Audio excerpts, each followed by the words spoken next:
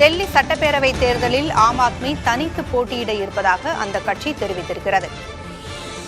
மக்களவைத் தேர்தலில் இந்தியா கூட்டணியில் இருந்த ஆம் ஆத்மி சட்டப்பேரவை தேர்தலில் தனித்து போட்டியிடுவதாக அறிவிப்பை வெளியிட்டிருக்கிறது.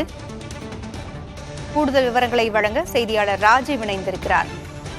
ராஜீவ், சட்டப்பேரவை தேர்தலில் ஆம் ஆத்மி தனித்து போட்டியிட இருக்கிறது. மேலும் என்னென்னலாம் அந்த கட்சியின் தரப்பிலிருந்து சொல்லப்பட்டிருக்கிறது?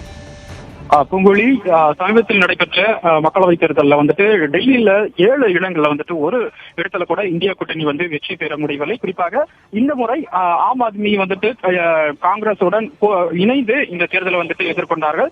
குறிப்பாக ஒரு இடத்துல கூட அவர்களால் வெற்றி பெற முடியாத ஒரு சூழல்ல இன்றைய தினம் முதல்வர் இல்லத்துல சட்டப்பேரவை உறுப்பினர்களுடைய ஆலோசனை கூட்டம், ஆம் ஆத்மி கட்சியினுடைய சட்டப்பேரவை உறுப்பினர்களின் கூட்டமானது நடைபெற்றிருந்தது. இந்த ஒரு கூட்டத்தில் மிக முக்கிய ஒரு முடிவான எடுக்கப்பட்டிருக்கின்றது.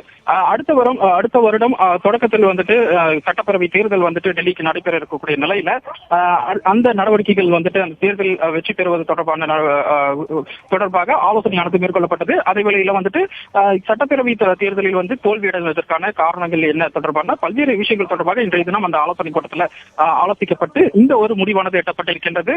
கூட்டத்தினுடைய முடிவில் மிக முக்கியத்துவம் வாய்ந்த ஒரு முடிவு ஆம் ஆத்மி அறிவித்திருக்கின்றார்கள். குறிப்பாக இந்த ஒரு தேர்தலை பொறுத்தவரை, குறிப்பாக மக்களவை தேர்தலில் பாஜக தலைமையிலான அரசை எதிர்கொள்வதற்காக மட்டுமே இந்திய கூட்டணியில் இணைந்து போட்டியிட்டதாகவும், வரக்கூடிய சட்டப்பேரவை தேர்தலில் தனித்தே போட்டியிடுவோம், ஆம் ஆத்மி தனித்தே போட்டியிடும், எந்த ஒரு கட்சியுடனும் கூட்டணி இல்லை என்பதை மிக தெளிவாக முடிவெடுக்கப்பட்டிருப்பதாக அந்த கட்சியினுடைய தலைமை தற்போது அதிகாரப்பூர்வமாக அறிவித்திருக்கின்றார்கள். அதற்கான வேலைகள் அடுத்தடுத்த கட்டமாக தேர்தல் நடவடிக்கைகள், தேர்தலுக்கான அனைத்து ஏற்பாடுகள் தேர்தல் வியூகம் வகிப்பது தொடர்பான அனைத்து நடவடிக்கைகள் வரும் நாட்களில் இருக்கும் என தெரிவிக்கப்பட்டிருக்கின்றது.